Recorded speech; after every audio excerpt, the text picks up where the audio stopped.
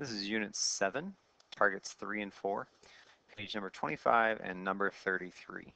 We want to find the length of segment AB and the length of segment CD and show whether or not they're congruent. I could do all of this on the graph, plot the points and draw the right triangles, use the Pythagorean theorem, but because I'm doing both, I'm just going to use the distance formula for both.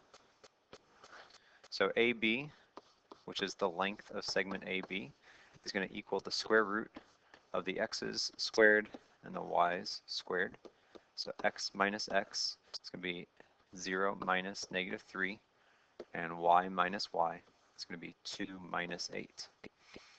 If I keep going with that, AB is going to equal the square root of 3 squared plus negative 6 squared. So AB equals the square root of 9 plus 36, which is equal to the square root of 45. Square root of 45 simplifies to square root of 9 times square root of 5. And so the exact value is 3 root 5. We're going to do the same thing for CD. CD is equal to the square root of the x values, their difference squared, the difference of the y values squared. So negative 2 minus 0 for the x, and 2 minus negative 4 for the y value.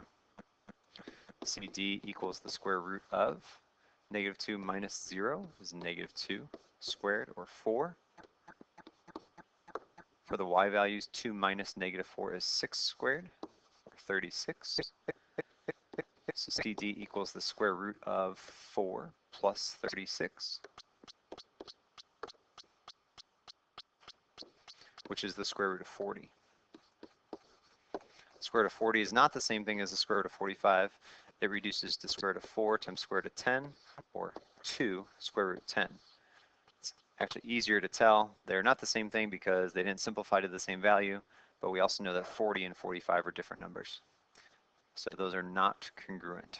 Which segment is greater? The square root of 45 is larger than the square root of 40, so AB is the greater segment.